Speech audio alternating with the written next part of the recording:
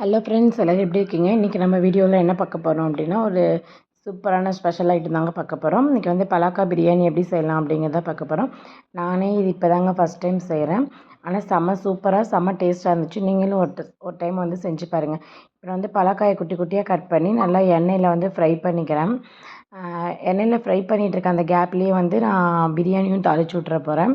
ஸ்லோவில் வச்சு நான் அங்கே அந்த சைடு வந்துட்டு பலாக்கா ஃப்ரை பண்ணிகிட்ருக்கேன். அந்த கேப்பில் இந்த சைடு குக்கர் வச்சு கொஞ்சமாக வந்து ஒரு 4லேருந்து 5 ஸ்பூன் எண்ணெய் சேர்த்து அதுக்கப்புறம் அதில் சோம்பு, பட்டை, கிராம்பு, பிரியாணிக்கு போடுற ஹோல் ஸ்பைசஸ் எல்லாமே போட்டுக்கிறேன். இதெல்லாம் நல்லா பொரிஞ்சதுக்கப்புறமா நான் 2 பெரிய வெங்காயத்தை வந்து நீட்ட வாக்கில் கட் பண்ணி வச்சுருக்கேன்.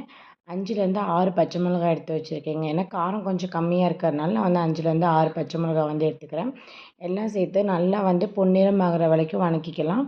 வெங்காயம் நல்லா வதங்குச்சு அப்படின்னா தான் பிரியாணி செம்ம டேஸ்ட்டாக இருக்கும். இப்போ வந்து நான் நல்லா பொன்னிறம் ஆகிற வரைக்கும் வதக்கிக்கிறேன். நல்லா வதங்கினதுக்கப்புறமா இஞ்சி பூண்டு பேஸ்ட் வந்து சேர்த்துக்கிறேன். 2லேருந்து ஒரு 3 டேபிள் ஸ்பூன் வரைக்கும் சேர்த்துக்கிறேன் நான். நல்லா சேர்த்து அந்த இஞ்சி பூண்டோட பச்சை வாசனை போகிற அளவுக்கு நான் வதக்கிக்கிறேன். இந்த கேப்பில் அந்த சைடு வந்து பலாக்கா நல்லா எண்ணெயில் ஃப்ரை ஆகிட்டே இருக்குது. நிறைய எண்ணெய் ஊற்றலைங்க, ஒரு 2லேருந்து 3 டேபிள் ஸ்பூன் எண்ணெய் ஊற்றி தான் ஃப்ரை பண்ணணும். வேக வச்சு கூட நீங்கள் போடலாம். நான் வந்து இன்றைக்கி ஃப்ரை பண்ணி போட்டிருக்கேன். ஃப்ரை பண்ணி போட்டால் செம்ம டேஸ்ட்டாக இருக்குங்க. நீங்கள் அந்த மாதிரி செஞ்சு வேக வச்சு போடுறத விட ஃப்ரை பண்ணி போட்டோம்னா நல்லா டேஸ்ட்டாக இருக்குது. இப்போ இஞ்சி பூண்டோட பச்சை வாசனை போனதுக்கப்புறமா நல்லா வந்து எண்ணெய் பிரிஞ்சு வந்துருச்சு பார்த்தீங்களா?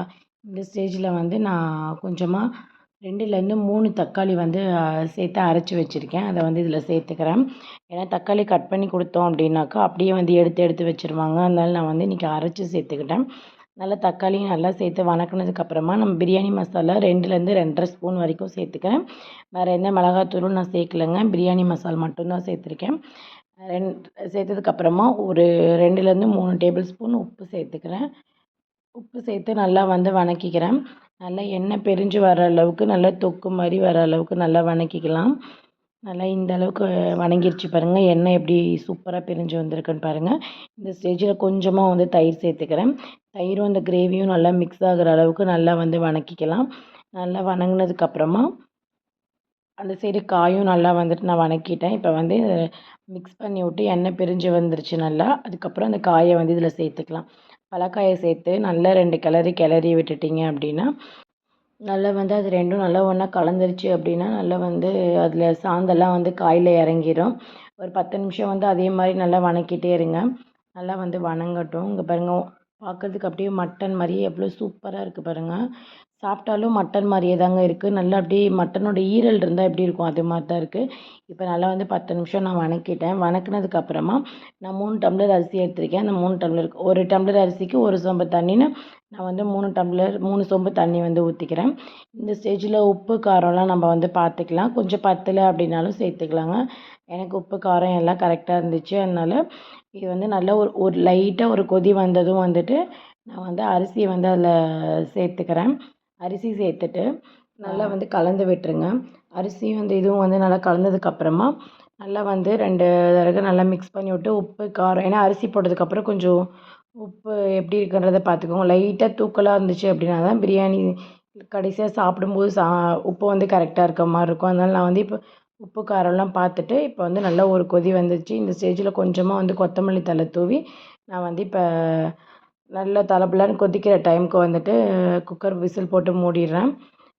2லேருந்து 3 விசில் விட்டு ஆஃப் பண்ணிங்க அப்படின்னா சூப்பரான ஒரு மட்டன் டேஸ்ட்டில் வந்து பலாக்கா பிரியாணி வந்து ரெடி ஆகிடுங்க. நான் வந்து இதான் ஃபஸ்ட் டைம் செஞ்சேன். ஆனால் செம்ம டேஸ்ட்டாக இருந்துச்சு. மட்டன் பிரியாணியே தோற்றுருங்க, அந்தளவுக்கு வந்து செம்ம டேஸ்ட்டாக இருந்துச்சு.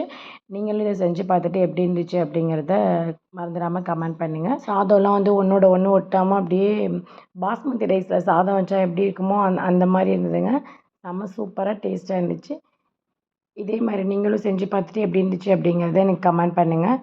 இந்த வீடியோ பிடிச்சிருந்துச்சு அப்படின்னா லைக் பண்ணுங்கள், ஷேர் பண்ணுங்கள், கமெண்ட் பண்ணுங்கள். மறந்துடாமல் சுதா சசி விலாக்ஸை சப்ஸ்கிரைப் பண்ணிக்கோங்க. டாட்டா பாய். நெக்ஸ்ட் ஒரு விலாகில் பார்க்கலாம்.